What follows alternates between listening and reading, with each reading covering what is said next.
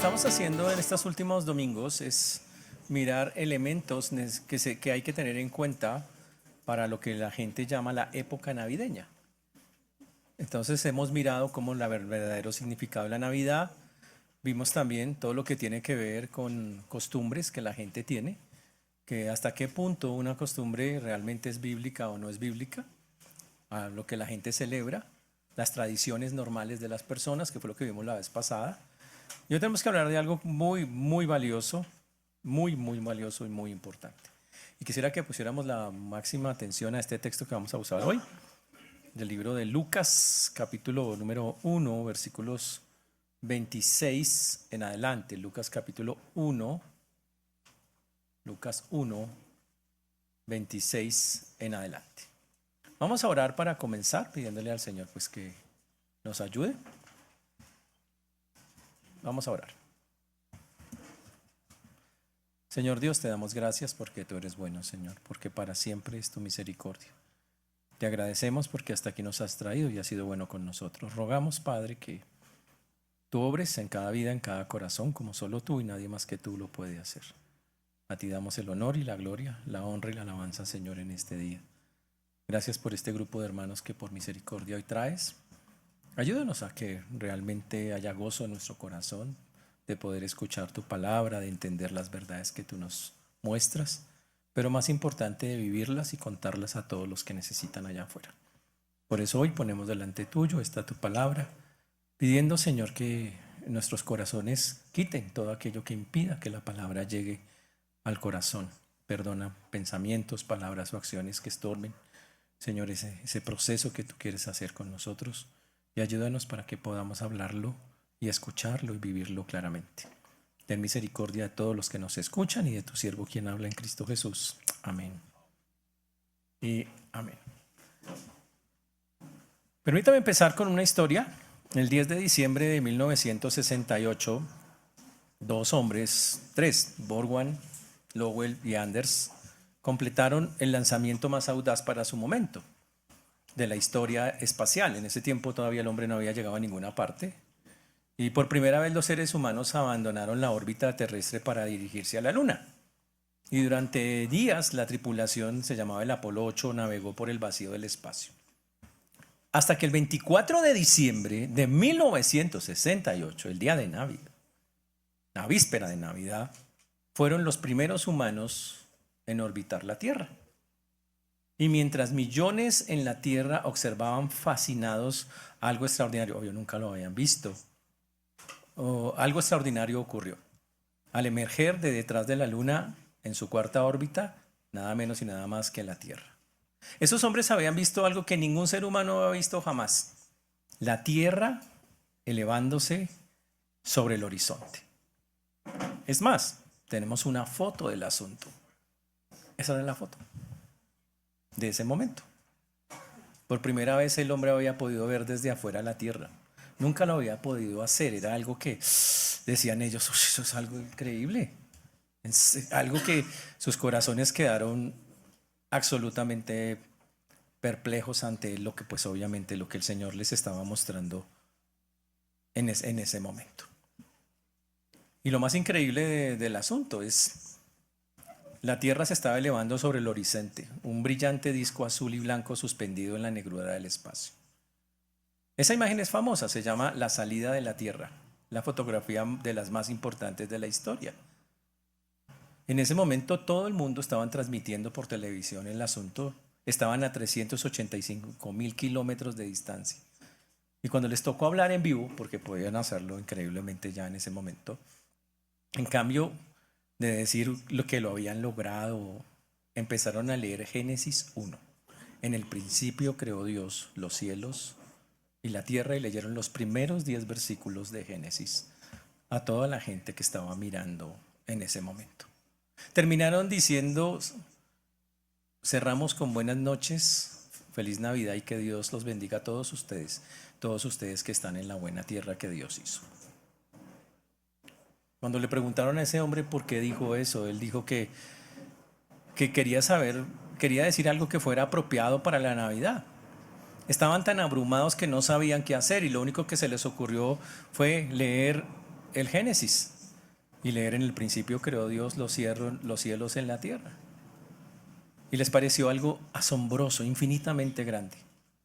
Ahora, si crear un universo de 100.000 millones de galaxias de la nada mediante la palabra es impresionante, ¿qué tan asombroso es que el creador de ese universo se reduzca al tamaño de un embrión microscópico en el vientre de una mujer? Pues es aún todavía más increíble. Por eso, uno de los eventos más importantes de la historia está en Lucas capítulo 1, versículos 26 al 38. No como una historia para niños y cosas así que a veces se ve de esa manera.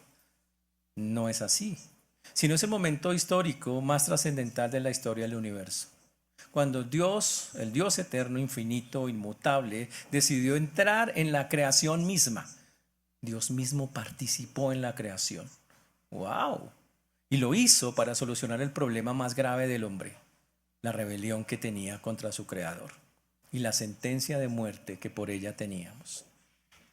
Y ese es un hecho, wow, que en esta Navidad hay que hablar. Señores, la Navidad comienza con Dios y viene de Dios. La historia que vamos a ver, Dios hace todo, absolutamente todo. Y si Dios no está presente a través de Jesús en esta Navidad, pues como ya lo hemos dicho, no tiene ningún significado. La Navidad habla del creador del universo, obrando en la persona de su Hijo.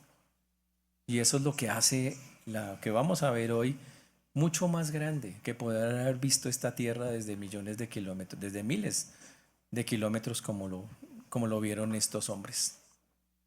Lo más increíble es que el Dios contra quien hemos pecado, el Dios contra cuya santidad hemos ofendido, el Dios cuya gloria hemos cambiado por ídolos, el Dios al cual hemos quebrantado repetidamente sus leyes, vino personalmente a rescatarnos. No envió un profeta más, no fue un ángel con instrucciones, no fue un ejército con poder militar, vino él mismo y literalmente se hizo uno de nosotros. ¡Wow! Y lo hizo, como lo vamos a ver, desde un lugar muy, muy, muy, muy humilde, de una manera muy, muy especial, y que es lo que realmente debería llenarnos a nosotros, porque este mensaje, si realmente lo creemos, debe producir en nosotros un cambio muy profundo. Entender realmente la magnitud de lo que significa que Cristo haya nacido, de que el Hijo del Altísimo haya nacido. El pasaje que vamos a ver, señores, no es mitología ni una leyenda, ni simbolismo espiritual. Ocurrió en un tiempo y en un lugar específicos. Y lo que ocurrió en esa pequeña casa hace más de 2000 años determinó nuestro destino eterno. El anuncio que vamos a ver el día de hoy. Por eso, en esta Navidad que la gente celebra de tantas y tantas formas, este es el evangelio que cambió la historia humana. Por eso vamos a ir a Lucas capítulo 1, versículo 26 en adelante. Lucas 1, 26. Al sexto mes, el ángel Gabriel fue enviado por Dios a una ciudad de Galilea llamada Nazaret. El relato comienza con un espacio preciso que vincula dos acontecimientos. Antes de esto había otro embarazo milagroso, el de una mujer muy mayor que se llamaba Elizabeth. Lucas, el historiador, porque Lucas era el que recogía todas las historias y las recopilaba, nos dice que han transcurrido 6 meses desde que Elizabeth concibió a Juan el Bautista y ahora Dios está a punto de realizar un milagro aún mayor. Y eso es algo increíble. Ahora, ¿quién lo está haciendo? El texto comienza diciendo, fue enviado por Dios. Y el Señor mandó a un ángel muy conocido en la Biblia porque literalmente siempre es un mensajero. Se llama Gabriel. De cariño le decimos Gaby. No, le decimos Gabriel. Que significa Dios fuerte o hombre de Dios. Eso es lo que significa Gabriel. Siempre Gabriel trae los mensajes. En cambio, Miguel siempre está en guerra. Cuando vean a Miguel, el arcángel Miguel está peleando. Cuando vean a Gabriel, está trayendo mensajes. Y Gabriel es uno de los pocos ángeles nombrados en la Escritura.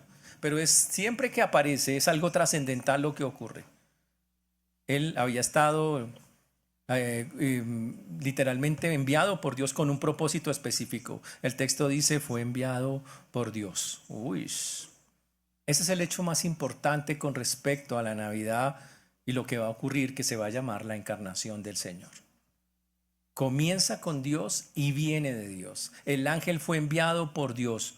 La Navidad sin Dios no tiene ningún significado bíblico, ninguno. Wow.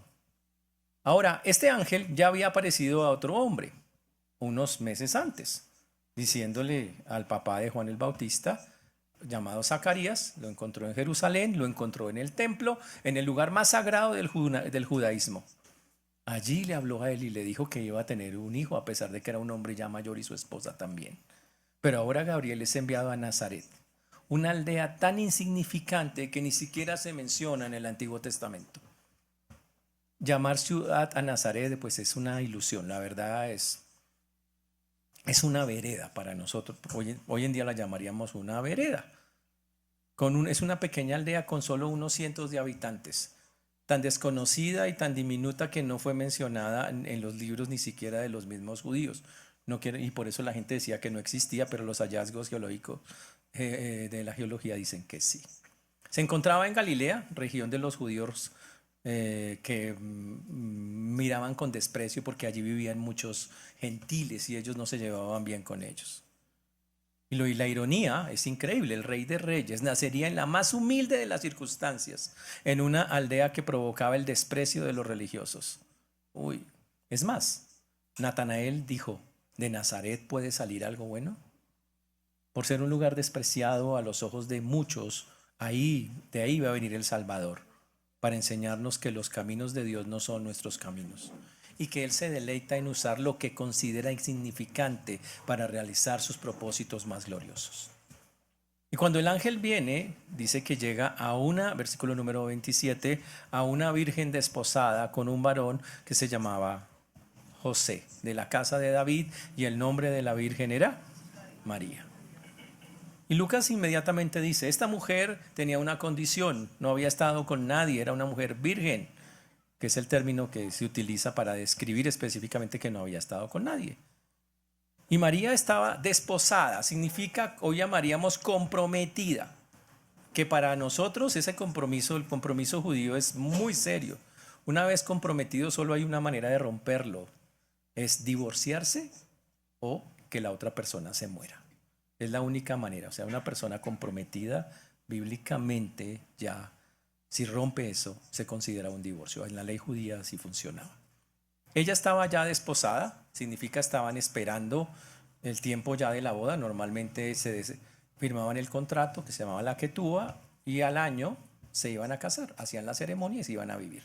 Pero durante ese año ya eran legalmente, ya estaban unidos. Romper el pacto era un divorcio. ¡Wow! Pero durante ese periodo de un año la pareja no vivía junta, no consumaba el matrimonio, pero estaban legalmente comprometidos el uno con el otro. Este detalle es importante porque ahora piensa en María y lo que José también tendría que enfrentar. ¿Qué va a hacer José cuando descubra que María está embarazada? ¿Qué va a hacer María cuando la gente se escandalice por quedar embarazada durante el compromiso? Eso sería un adulterio, un pecado castigado por muerte por la ley. Este José en la Biblia es identificado como de la casa de David. ¡Wow! ¿Qué significa? Que aunque José no era el padre biológico de Jesús, la Biblia dice que lo adoptó legalmente, lo cual le da todos los derechos. La adopción da todos los derechos legales a quien se adopta. Y significa que Jesús por el lado de José venía de la descendencia de David, pero resulta que María viene de la descendencia de David, o sea que Jesús por los dos lados viene literalmente de la descendencia de los reyes, como tenía que ser para poder ser un rey. Increíble, así lo afirma Mateo también.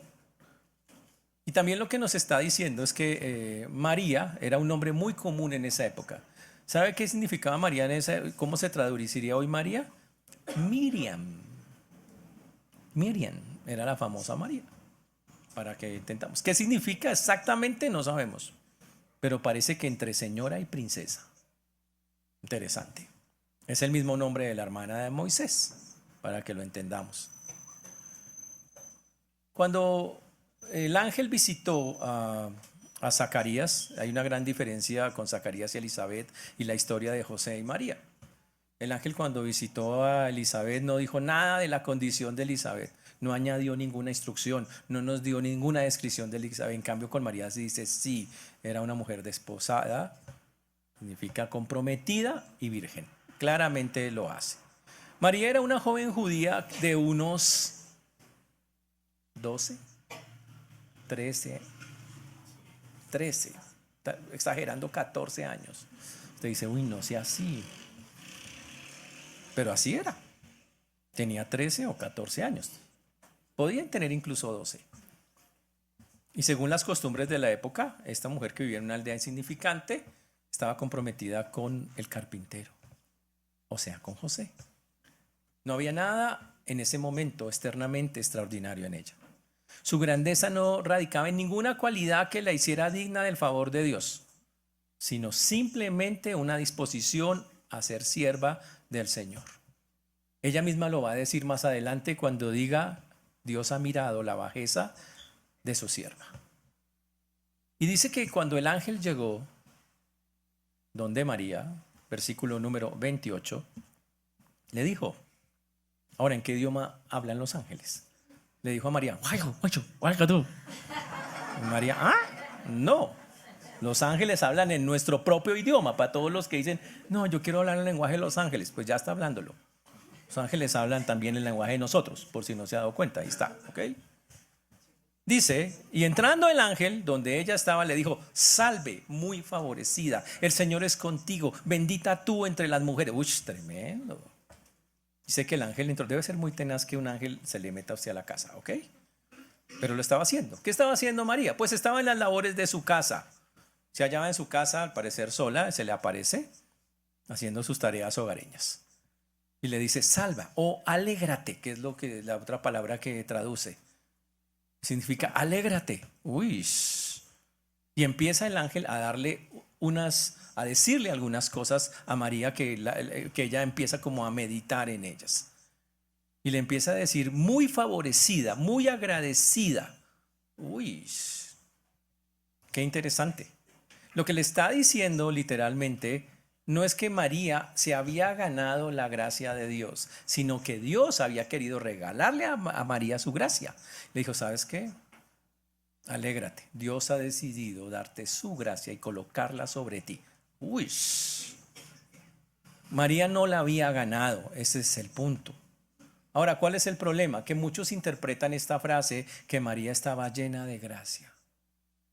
Ella, y entonces como tenía tanta la podía repartir y por eso puede dar gracias a los hombres. Esa es la interpretación equivocada de ver a María, porque el texto no dice eso, sino que el ángel le dice que el favor de Dios ha llegado sobre ella, que Dios ha decidido que ella sea la receptora de la gracia de Dios, el vaso humano a través del cual el Hijo de Dios va a tomar forma humana. Y después le dice, el Señor es contigo. Significa, el que está haciendo esto, el que está legitimando esta acción es Dios mismo. En pocas palabras, María, Dios ha decidido poner su gracia, estar contigo, y el único que puede hacer eso sobre los pecadores como nosotros es el Señor. Uy. Cuando Dios en el Antiguo Testamento hacía cosas, Dios hizo cosas parecidas de llamar personas o dar mensajes, también lo hizo en el libro de los jueces con Gedeón. Y lo hablaba de la misma manera, de dar su gracia, de dispensar su gracia, de repartir su gracia al que él consideraba que era la persona que se la quería entregar. No porque la persona la hubiera ganado. ¿Ok? Ahora, obviamente, a partir de ahí se ha tergiversado la historia diciendo que María, wow, una cantidad de historias sobre ella que la Biblia no está afirmando por ningún lado. María, como lo atestigua en la misma Biblia en Lucas 1:47, era una pecadora redimida que necesitaba un Salvador. Dice Lucas 1:47, mi espíritu se regocija en Dios mi Salvador. Esa frase es supremamente clara para el estudio. Mi espíritu se regocija en Dios mi ¿Por qué mi Salvador? Porque María también lo necesitaba. María era pecadora, lo necesitaba. Ahora, María no, el ángel no dice, María, tú eres la mujer más increíble de la tierra. No, simplemente Dios le dice, Dios, la gracia, Dios te ha elegido para poner tu gracia sobre ti.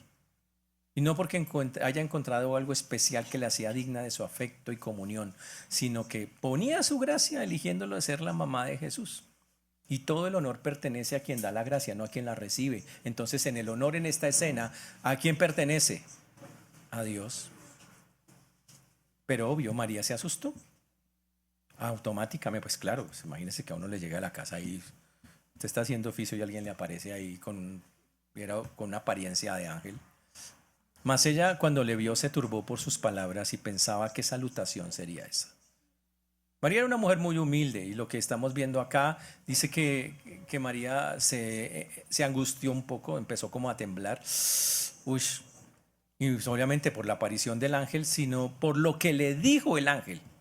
Interesante, María no se asustó solo porque se le apareció un ángel, sino por lo que le dijo, porque dice que las palabras empezaron a hacer algo en su corazón.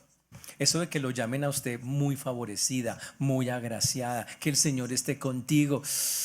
María no tenía nada en su linaje, no era una mujer de una riqueza o posición social destacada. Y lo estaban saludando como si fuera un super personaje, con alguien de algo muy grande, y ella era alguien muy humilde, que residía en una pequeña población que no tenía mayor importancia. Wow. Cuando el ángel le habló al papá de Juan el Bautista, que también iba a tener un hijo cuando era viejito, a Zacarías, ¿qué dijo Zacarías? ¿Ustedes se acuerdan? Él dijo, ¿y cómo será esto? Porque él no creía. Y por ser así, ¿qué le dijo el ángel? Pues ahora se queda mudo por incrédulo. Y el tipo se quedó mudo hasta que nació Juan el Bautista. ¿Ok? En cambio, la reacción de María es totalmente. María simplemente se maravillaba de la bondad inmerecida de Dios hacia ella. Está perpleja porque dice, ¿cómo es que una pecadora puede favorecer a una persona como yo? ¿Cómo Dios puede fijarse en alguien tan insignificante como yo? Y su reacción fue totalmente diferente. Pero no olvidemos algo, hermanos. Dios nos escoge para sus propósitos. Nuestra reacción debería ser siempre asombro, perplejidad ante que Dios, con pecadores como nosotros, decida usarnos en alguna cosa para Él. En lugar de decir, uy, tan chévere, mire, Dios me está usando. No hay orgullo, no hay mérito percibido y no debería haber en nosotros eso. Hay una frase en 1 Corintios 4:7 que dice, ¿qué tienes que no hayas recibido? Y si lo recibiste, ¿por qué te glorías como si no lo hubieras recibido? En pocas palabras, ¿por qué te glorías de algo que no es tuyo? Eso es 1 Corintios 4:7. Deje de gloriarse de cosas, se las dio Dios, quien merece la gloria y la honra. El Señor, no usted. Wow. María no rechazó al ángel, ni tampoco fue presumida al recibir lo que le estaba diciendo. La recibió con asombro humilde y quería entender lo que significaba. El ángel se dio cuenta del susto de María, obviamente. Y cuando lo dijo, por eso interesante, la mayoría de la gente en la Biblia se asusta cuando ve un ángel. La mayoría van a darse cuenta que cuando alguien se encuentra con ángel, ¡oh!, se botan al piso. Algunos se botaban al piso porque pensaban que era Dios que se les había aparecido. Y los ángeles normalmente le decían, parece que yo soy igual a usted. Y en la Biblia vamos a encontrar varios pasajes donde el ángel dice, no haga eso, porque el único que merece adoración de ese tipo es Dios, así que párese. En este caso, el ángel se dio cuenta que María estaba muy asustada y entonces le dice, María, no temas porque has hallado gracia delante de Dios. Entonces el ángel procede a tranquilizar a María, le dice, no temas. Eso también se lo dice en Génesis 15, Génesis 21, 17, Números 21, 34, Efesios 23, Daniel 10. A todos los que se le apareció, todos se asustaron y el ángel le dijo, no temas. Porque entendían eso. Obviamente, cuando algo sobrenatural ocurre, los seres humanos caídos quedamos como perplejos ante eso. El ángel intenta calmarla. Le dice, María, tranquila, no temas. Has hallado gracia delante de Dios. No temas nada. El ángel llamó a María por su nombre. Imagínense que una vez le dijo María. Chévere que le llamen a uno por su nombre, ¿no? Significa, María, Dios te conoce personal, íntimamente. Tú eres la persona que Dios ha decidido que va a ser literalmente aquella que tenga la bendición de hacer nacer al Salvador de Israel.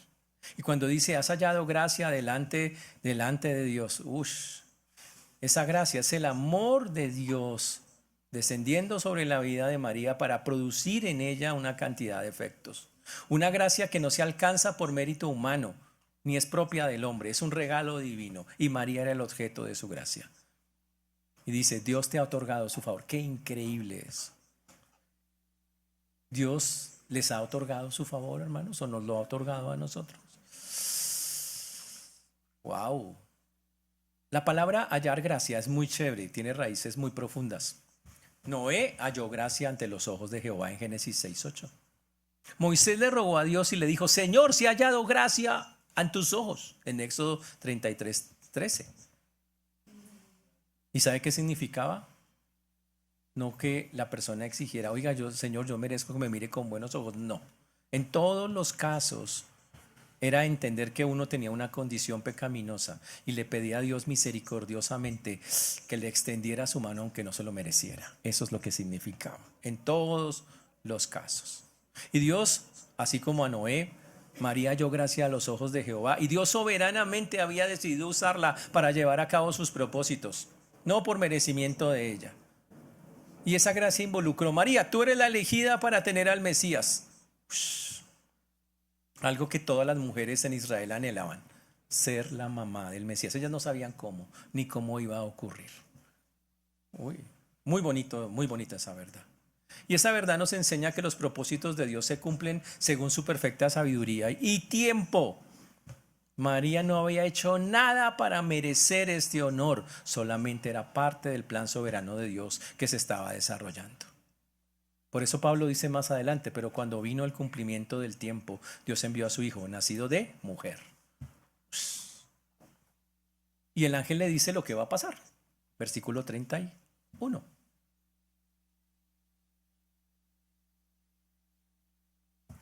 Y ahora concebirás en tu vientre y darás a luz un hijo y llamarás su nombre Jesús. El ángel le dice, ¿sabe cuál es el propósito específico de mi visita? Quiero contarte algo. Y le va a anunciar literalmente, wow, el nacimiento de su hijo. Obviamente esto ya pasó en la Biblia, Dios ya había hecho eso antes. Le había anunciado, por ejemplo, el nacimiento de Ismael a Abraham en Génesis 16, al de Sansón en Jueces 13:3. Ya lo había anunciado igual con ángeles. Pero hay una gran diferencia. Aquí le dice, concebirás. Le dice, darás a luz. Significa que la concepción aún no había tenido lugar, pero se le anunciaba. El milagro estaba a punto de ocurrir y habla de una cosa que iba a ser inminente. Y es asombroso, porque básicamente es el cumplimiento de muchas profecías que había en el Antiguo Testamento, sobre todo Isaías 7:14. Durante siglos se había dicho que iban a ser de una virgen el Salvador del mundo. Y muchos profetas lo hablaban, lo venían charlando. Y el arcángel Gabriel instruye a María incluso sobre el nombre que le tiene que dar al niño. Ese nombre no fue elegido por los seres humanos, fue elegido directamente por Dios. Eso es para entender el carácter perpetuo de ese niño. Esa palabra significa Jehová salva o Jehová es salvación. Yeshua, o más conocido para nosotros como Jesús. Increíble eso. Pero aunque Lucas no lo explica acá, Mateo sí explica algo increíble.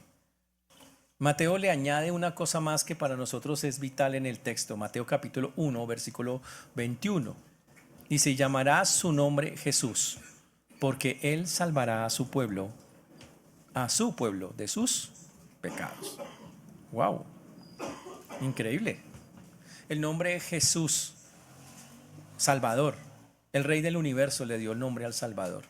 No fue el Salvador de los justos, sino Salvador de los pecadores. Ese es el punto. Y Mateo lo aclara. Para pagar el pecado, para que fuera a salvar a todos los que estaban en pecado. Ahora, el nombre de la persona revelaba la misión de la persona. Los judíos no ponen nombres porque sí. Ay, ¿cómo le pongo? Que rime con el apellido. Y hay gente que pone nombres porque le suena bonito. El judío no hace eso. El judío cuadra y dice, tiene que significar algo, tiene ya sea un momento histórico, algo que pasó en el momento que nació el niño, algo tiene que pasar. Pero en este caso Dios dijo, tengo claro este niño a qué viene. Viene a una obra salvadora, a una vida justa, a algo increíble. Y por lo tanto, Jesús no vendría principalmente como maestro o filósofo o reformador social, sino que transformaría totalmente la sociedad y vendría fundamentalmente como Salvador. Salvador. Uy. Y en la Biblia, el Salvador siempre es Dios. En todo el Antiguo Testamento, el nombre reconocido de Dios también es el Salvador, es una dignidad propia de Dios. Y el ángel le sigue contando a María, versículo número 32. 32. Este será grande y será llamado Hijo del Altísimo. Wow. Gabriel podía haber dicho muchos atributos de ese niño que estaba por nacer. Él podría haber dicho, será espléndido, magnífico, noble, insigne, poderoso, eminente, pero no, ninguno alcanzaba.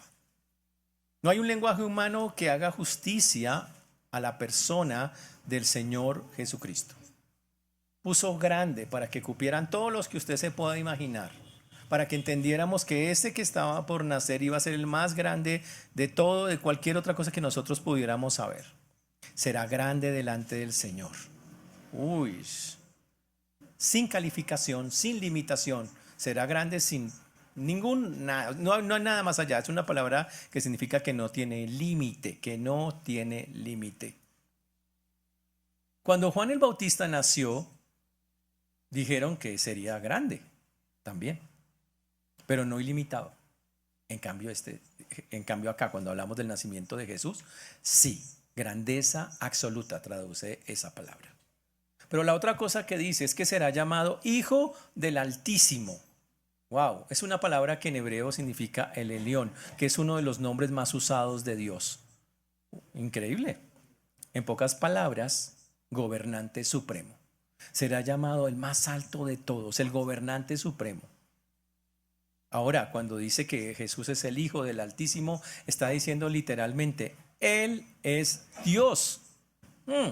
Ese es un título del Señor. Hijo del Altísimo equivale a Hijo de Dios. Y eso es increíble. Y aunque tiene forma humana, es 100% Dios y 100% hombre.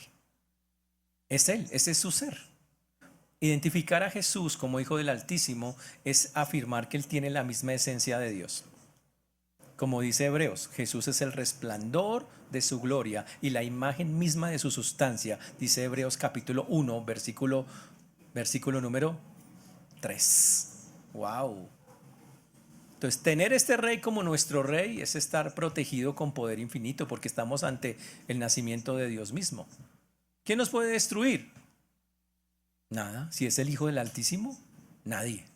Entonces posee todo el poder, toda la sabiduría, toda la santidad y todo el amor en él mismo. Y sigue el ángel diciendo, literalmente, ¿a qué vino? Versículo número 23.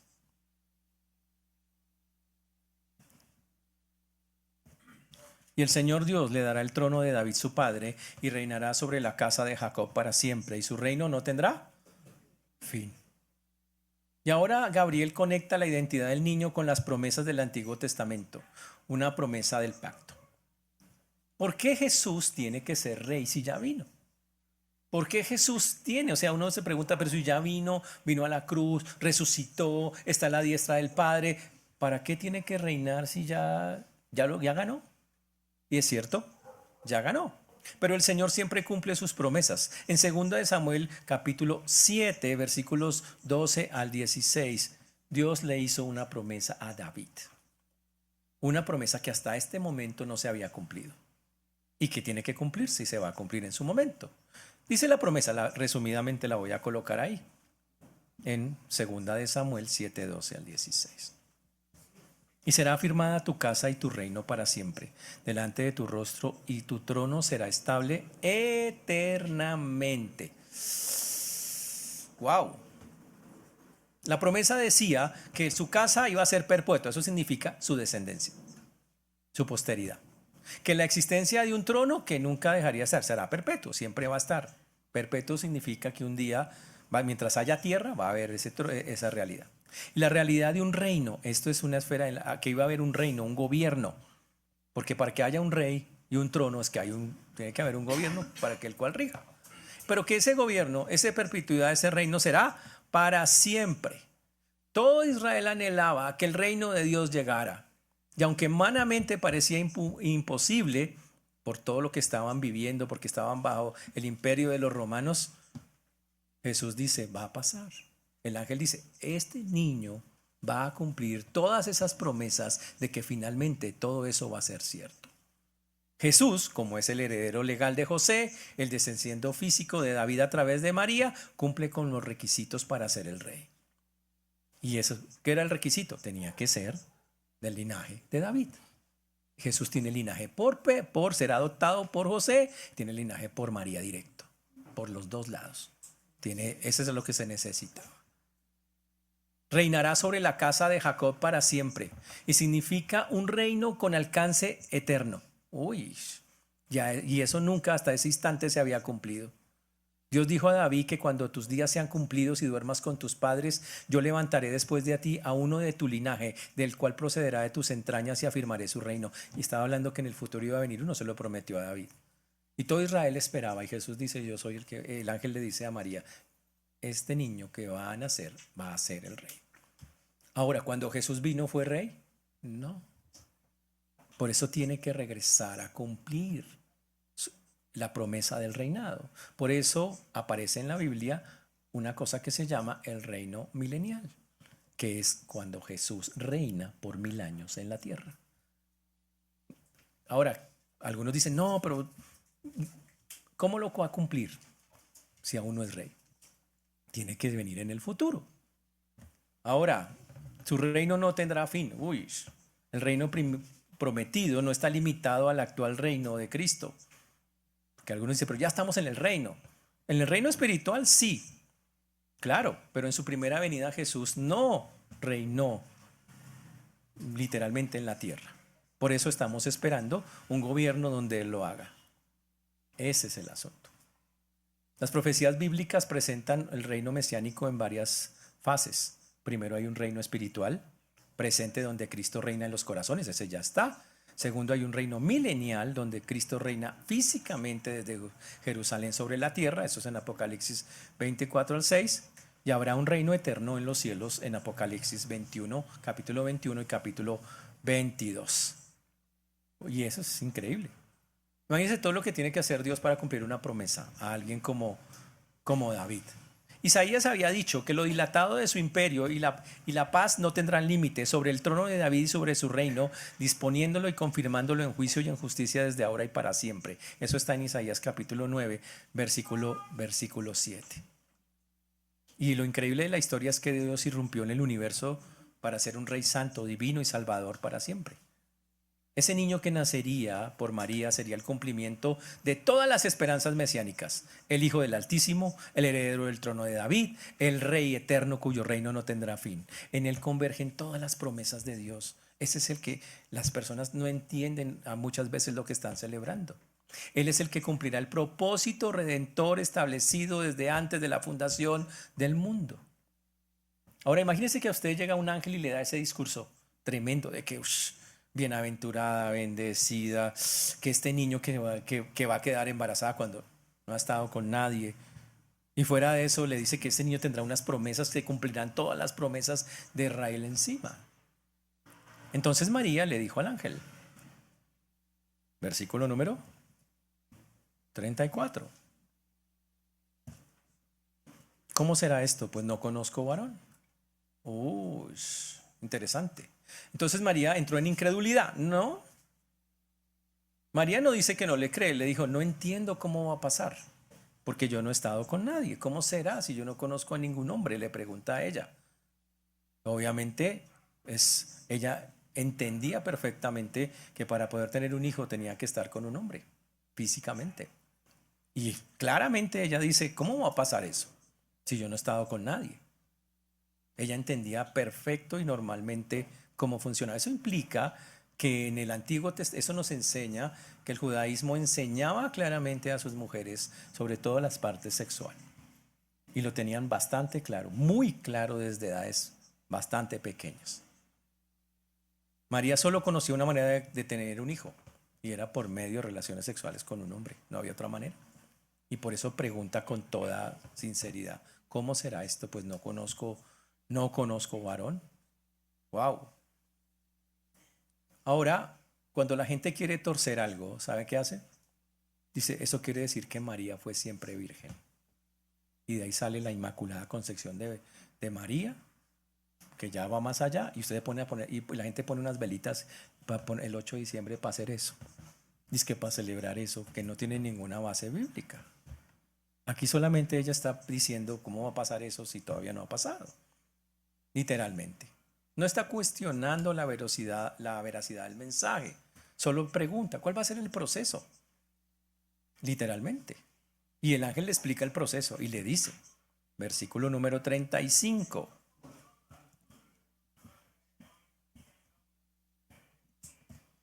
Respondiendo el ángel le dijo, el Espíritu Santo vendrá sobre ti y el poder del Altísimo te cubrirá con su sombra. Eso se llama el misterio de la encarnación. Significa la revelación de Dios de cómo fue que ocurrió literalmente esto. La respuesta del ángel dice explícitamente que el Espíritu Santo es el agente divino en la concepción virginal de María. El Espíritu Santo es una persona, no un poder o una fuerza. No es un viento divino. Nada de eso. Recuerde que el Espíritu Santo nos instruye, nos habla, intercede por nosotros, nos revela cosas, pero aquí dice que vendrá sobre ti. Significa una acción del Espíritu Santo. Ahora, por eso no hay ningún lugar en la Biblia donde diga que María participó o algún hombre participó en la concepción de María. Y el Espíritu Santo dice, el poder del Altísimo te cubrirá con su sombra. Eso es como lo que la gente llama la Shekinah, la presencia de Dios. Y lo que iba a pasar es que la presencia de Dios iba a obrar, vendría sobre María. Y de una manera milagrosa, milagrosa. El Señor al cubrirla con su sombra, o como lo quiera usted ver en su mente, iba a quedar embarazada. Cuando la presencia de Dios pasaba en el Antiguo Testamento, la presencia de Dios entraba a un lugar, todo el mundo salía. Y ocurrían cosas extraordinarias. Y aquí dice que la presencia de Dios garantizaría que ella cubrirá con su sombra y quedaría literalmente embarazada. Wow.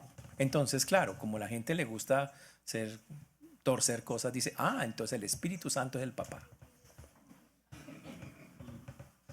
Sonaría muy lógico, ¿no? Pero el texto no dice eso. El Espíritu Santo no es el Padre de Jesús. ¿Ok? Ahí dice que te cubrirá. ¿Ok? Dice que el Espíritu Santo, usando el poder de Dios, dice, va a venir Dios. Y le dijo, va a venir Dios y te cubrirá. Pero es Dios quien va a venir a hacer la obra. Y le anuncia literalmente cómo lo hace. Y dice que la omnipotencia de Dios hace el milagro. La omnipotencia de Dios. Wow. Y hace que la Virgen María concibiera un hijo de naturaleza divina. ¿Ok? Ahora, este acto es comparable a lo que pasó en Génesis. Crearlo de la nada. Literalmente es creación de la nada. Porque eso es lo que está haciendo Dios. Está creando de la nada. Ahora eso no quiere, y ahora hay que tener cuidado con eso para no decir, entonces Jesús fue creado. No, simplemente fue encarnado, tomó forma humana, ya existía, ya estaba, solo que ahora tomó una forma. Por eso el versículo 35 dice, por lo cual también el santo ser que nacerá será llamado hijo de Dios. Ahora, ¿cuál es? El ángel Gabriel le revela a María consecuencias de la concepción virginal. Le dice, ese niño que va a nacer, porque fue la sombra del Omnipotente va a llegar sobre ti, implica que ese niño va a ser santo, será llamado Hijo de Dios literalmente. Uy, claro, porque es concebido directamente por Dios mismo, porque es Dios mismo tomando una forma humana. Santo significa puro, bueno, sin defecto, sin deficiencia, sin mancha. Es el Cordero de Dios sin mancha, el que va a tomar el lugar nuestro para podernos salvar. Ahora, ¿por qué Jesús nació sin pecado? ¿Qué es lo que está diciendo ahí? Pues porque fue concebido por Dios mismo y Dios no tiene pecado y tiene su misma naturaleza. La santidad de Jesús descansa en la persona divina, literalmente. Ahora entonces, claro, la gente dice, pero si nació de María como un bebé, tenía naturaleza humana y la naturaleza humana era toda pecadora. La de Jesús no, porque la naturaleza divina literalmente era la que dominaba sobre la naturaleza humana. Y ojo, lo que hizo esa naturaleza humana, ¿cómo la hizo Dios en ese momento? Perfecta, igual que cuando creó el primer hombre, una naturaleza humana perfecta. Por lo tanto, ni físicamente ni espiritualmente Jesús nace con pecado. No puede, es imposible que nazca de esa manera. Por eso, siendo la naturaleza humana de una persona divina, no es posible que exista ninguna relación con el pecado de Jesús. También con Jesús. La frase será llamada Hijo de Dios, hay que entenderla correctamente. Porque usted puede decir Hijo de Dios significa que hay un papá y entonces este es el papá y él lo concibió, o sea que él lo creó, lo formó. No es eso. Simplemente está diciendo que de ahí en adelante este ser que estaban haciendo será reconocido con el nombre de Hijo de Dios por su procedencia. Y no quiere decir que fue formado como cualquier hijo y que nació, sino que tomó, porque conocemos el misterio de la encarnación, tomó forma humana. Simplemente que se le llamará así, porque no hay otra forma que se le pueda llamar al Hijo del Altísimo, pues tiene una existencia eterna. Y por eso decimos que la encarnación no fue la unión del Hijo de Dios con una persona humana, sino simplemente fue Dios mismo asumiendo naturaleza humana en la persona divina de su Hijo. Eso es lo que sí podemos decir. Ahora, para que todo quedara más claro, el arcángel termina, ya yendo al final de la historia, le dice a ella para que ella esté tranquila y confirme.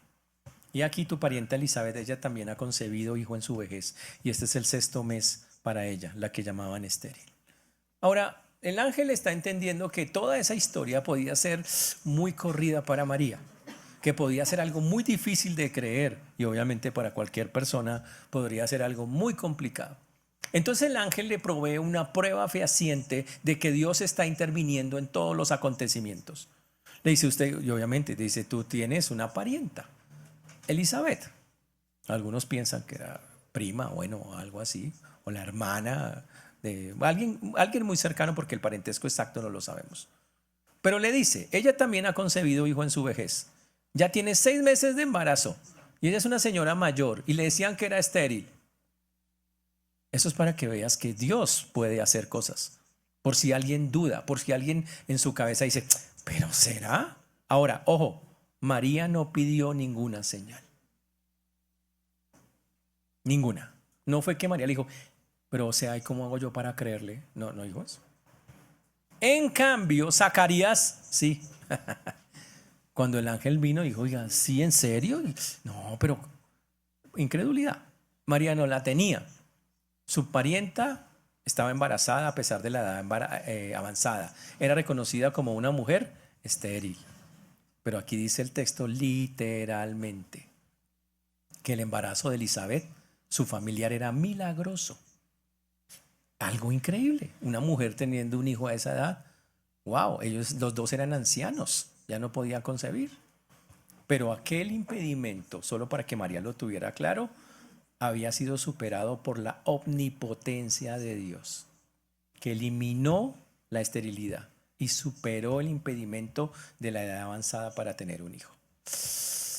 Y se lo dice clarito, ella tiene 6 meses. Wow, para que ella sepa claramente que Dios tiene el control y que puede hacer cosas como esas. Increíble. Por eso dice la que llamaban estéril. Ahora, ¿cuál era el propósito de decirle eso? Demostrarle que Dios aún obra milagros. Y segundo, que si Dios puede hacer que una anciana estéril conciba, puede permitir que una virgen también lo haga. Porque las dos cosas dependen completamente del poder de Dios. Y el milagro que vivió Elizabeth fue concebir a esa edad avanzada, no el de la concepción virginal. ¡Wow! Pero la concepción de Elizabeth fue una señal milagrosa de parte de Dios para que María se afirmara en lo que estaba pasando, para que creyera en lo humanamente imposible. Por eso está el famoso versículo 37 que dice, basado en eso, porque no hay nada imposible para Dios. Nada. Por eso Gabriel concluye su anuncio con esa declaración. No será imposible para Dios nada lo que Él diga a través de su palabra. Uy. Pero no es la primera vez que Dios lo dice. Porque al ser humano le cuesta mucho creer que Dios puede hacer cosas extraordinarias. En Génesis 18:14, cuando el Señor le habló a Sara, Sara se rió. Y Dios le preguntó, ¿hay para Dios alguna cosa difícil? Cuando Job, después de su encuentro con Dios, confesó, yo conozco que todo lo puedes, entendió que no hay nada imposible para Dios, después de 42 capítulos. Jeremías, en Jeremías 32:17 dijo, ay Señor Dios, he aquí tú hiciste los cielos y la tierra con tu gran poder y con tu brazo extendido. Nada es imposible para ti. Señores, Dios irrumpe en el universo que Él había creado, haciéndolo imposible. Porque ninguna cosa es imposible para Dios. Y el texto termina diciendo que al escuchar eso María, que esa es la parte increíble de María, la más bonita de ella, ella dice, he aquí la sierva del Señor, hágase conmigo conforme a tu palabra. El ángel se fue de su presencia. Ush. La respuesta de María es fe humilde y sumisión a la voluntad de Dios. Ella dice, aquí la sierva, la esclava del Señor. ¡Wow! Literalmente. La esclava dice, Señor, haz como tú quieras. Hágase conmigo conforme a tu palabra. Eso implica sumisión total cuando Dios le ha revelado algo. Uy, qué increíble eso. Ahora María no dice, Señor, ¿tienes permiso para que yo? Nada. Señor, haz lo que tú creas que tienes que hacer para que se cumplan tus planes y propósitos. Ahora, esa sumisión a que María estaba diciendo era costosa. Iba a haber un escándalo porque estaba embarazada antes de casarse. Podría ser apedreada por adulterio. José podía decirle, nos divorciamos. Pero ninguna de esas cosas pasó. María confiaba en que Dios la defendería y la protegería. Gracias a esa fe. Y eso es increíble. María no dudó, sino María simplemente preguntó lo básico y aceptó lo que Dios dijo. Y el ángel se fue de su presencia. La misión de Gabriel se cumplió. Y el mensaje más importante de la historia de la redención quedó dado. No había más por decir. Entonces el ángel sale de la presencia del mismo modo que había entrado. Uy, se desaparece de su vista. Ahora, ¿por qué es tan importante ese texto para nosotros? Porque la gente quiere minimizar la Navidad, gente quiere tergiversar la Navidad, el significado del nacimiento de Cristo. Para nosotros tiene un enorme, un gigante valor. Si Jesús no nace, no hay salvación. Si Jesús no viene a lo que dice el texto y si usted no cree que vino a eso, no hay salvación para usted. Así de sencillo. Si usted no cree que Él es el Salvador del mundo, no hay salvación para nadie que no lo crea. Si usted no cree que Jesús es todo lo que dijo el ángel, entonces es imposible que usted sea salvo. Así de sencillo. Porque específicamente a eso vino. En este pasaje vemos la soberanía de Dios. Dios lo planeó, lo ejecutó desde el principio hasta el fin. Él ejecutó. En este pasaje vemos la gracia inmerecida. No fue por méritos que ella lo logró, simplemente porque Dios decidió llenarla de gracia, derramar su gracia sobre ella. En este pasaje vemos la encarnación del Hijo de Dios. ¡Wow! Dios metiéndose al universo que creó para salvar a personas que Él mismo creó y que no querían seguirlo. Esto es algo muy, muy bonito. En este texto vemos entonces y entendemos lo que fue el nacimiento virginal, el cumplimiento de Isaías 7:14, que la Virgen concebirá y dará a luz un hijo y llamará su nombre Emmanuel, que significa Dios con nosotros. En este texto entendemos que Dios es omnipotente, no hay nada imposible para Dios. El poder de Dios no tiene límites. Cuando Dios quiere hacer algo, lo va a ejecutar. Pero también vemos la fidelidad de Dios. En este texto se cumplen todas las promesas que el Señor dijo que habían de venir para aquel que sería el Mesías. Y hay promesas futuras también en este texto, como el reino eterno del Señor. ¿Cómo aplicamos eso a nuestras vidas? Wow, hay varias formas. La primera, ¿qué hace usted con la gracia que Dios ha derramado sobre usted por ser salvo? ¿Cómo la ha tomado? ¿Como un acto de orgullo? Es que todo lo que yo sé, es que todo lo que yo hago, es que yo hago, es que yo... ¿Así es como la ha tomado? ¿Cómo ha respondido usted? María nos enseña cómo responder. Y aquí la pregunta, para ir terminando los textos, es: ¿respondo al favor de Dios con humildad, con humilde gratitud, o con orgullosa presunción, como si lo mereciera? Es que yo he hecho tanto en la vida, que me he matado tanto con estas pestañas leyendo. ¿En serio? Eso no dice la Biblia.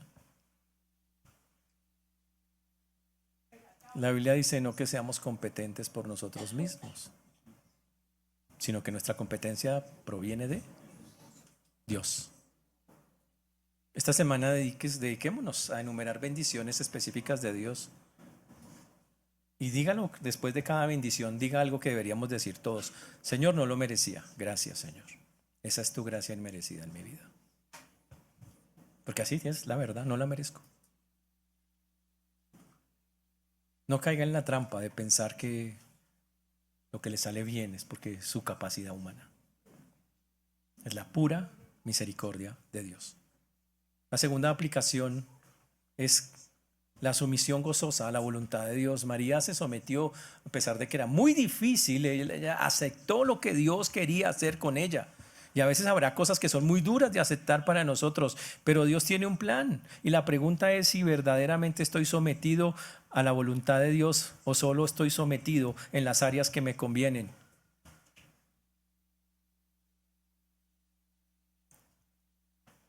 En esto sí, Señor, pero en esta otra no. María confió en la bondad de Dios incluso ante el escándalo y ante el riesgo del sufrimiento. Hay que identificar esas áreas en que hemos resistido la voluntad conocida de Dios. Identificarlas y tomar decisiones conscientes de qué hacer con ello. María dijo: hágase conforme a tu palabra. Wow. La tercera aplicación que nosotros podríamos tener es que, ¿qué hago con la omnipotencia de Dios? ¿Creo en ella? ¿Qué situaciones de mi vida he declarado imposibles, limitando así el poder de Dios? ¿Cuáles cosas usted ha dicho? No, eso es imposible. Yo creo tanto en el poder de Dios que creo que los miércoles van a aparecer ustedes. Estoy seguro. Estoy, pero vea, convencido que van a llegar. ¿Seguro? Identifique esas situaciones en su vida y empiece a orar específicamente. Y dígalo claramente: Señor, esto es imposible para mí, pero no para ti. Lo dejo en tus manos. Otra lección increíble de esta historia es el valor de enfrentar lo que sea por Cristo. María dijo: listo, estoy dispuesta. Yo sé que eso va a ser un escándalo. Eso va a ser una cosa. Estoy dispuesto a ser mal entendido, ridiculizado, rechazado por mi identificación con Cristo y su palabra. ¿Está dispuesto? María dijo que sí.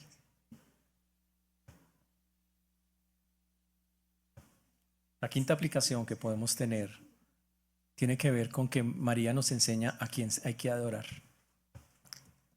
Y la pregunta es sencilla para una época como esta. ¿A quién estoy realmente adorando en esta época de Navidad? ¿He entendido quién es Dios? ¿El que está naciendo quién es? Es el que acabo de hablar, es el que hablamos de hablar, es el quien ha nacido. ¿Cuánto tiempo, energía, recursos se está dedicando realmente a Dios, al Señor? ¿Él es la prioridad de nuestras vidas en estos tiempos?